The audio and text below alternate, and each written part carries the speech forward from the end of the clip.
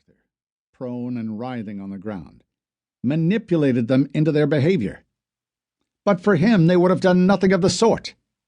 Genevieve, Elizabeth, and Eva would still be alive. Adam shook his head.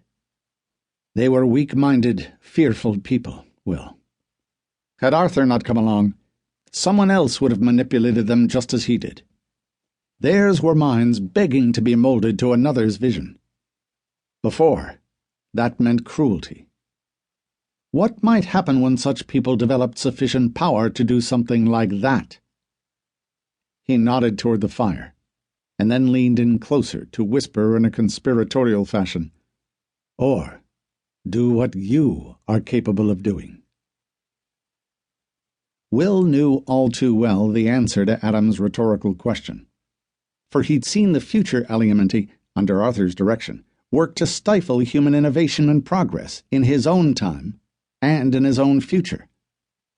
They'd amassed incredible wealth Will had seen evidence of during his visit to their headquarters. He suspected they'd infiltrated human governments and businesses as well, seeking to control, seeking to stifle, seeking to keep the mass of humanity downtrodden in order to raise their own absolute and relative stature and influence in the world. Many of them were slaves, Adam. They were men and women accustomed to living their lives at another's whim, for another's pleasure. They'd tasted freedom, and their greatest fear was somehow losing that freedom, having to once more bow to another. They knew the power that would come with the successful completion of the experiments they'd all forced upon Elizabeth. Failure to be the first to acquire the power they expected her to discover would mean being a potential victim yet again. He quieted as that realization hit him. She never had a chance, did she? He'd seen through most of Arthur's manipulations. Arthur's facial expressions during Elizabeth's first public display of energy showed Will that Arthur's supposed dream, a dream of a future where they'd all developed magical abilities, was nothing but a facade, a straw man to make himself of critical importance in the village.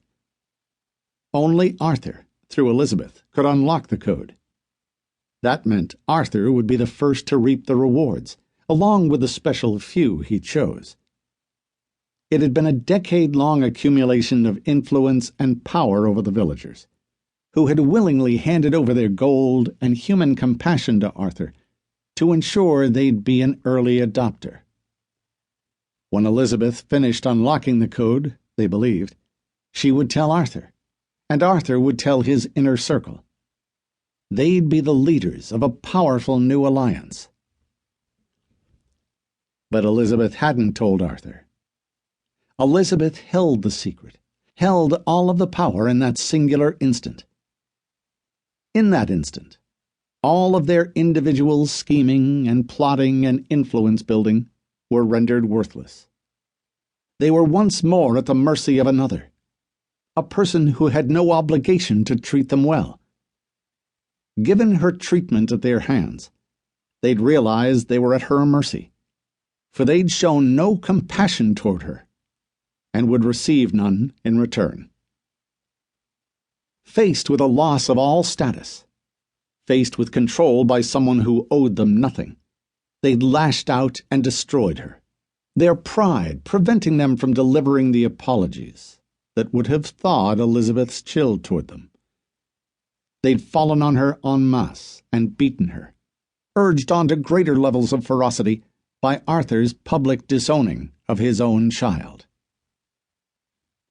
Adam said nothing, but his face revealed his agreement with Will's words. And yet you think it would have been wise to give those people yet another chance? He spat on the ground, the spittle narrowly missing Arthur. Your unwillingness to see people for what they are is going to lead to your demise, and the demise of those you care for. I am willing to act when I see the truth, regardless of what that truth might be. Will seethed inwardly. It was more than his personal philosophy that prevented him from acting. Much as he believed many in that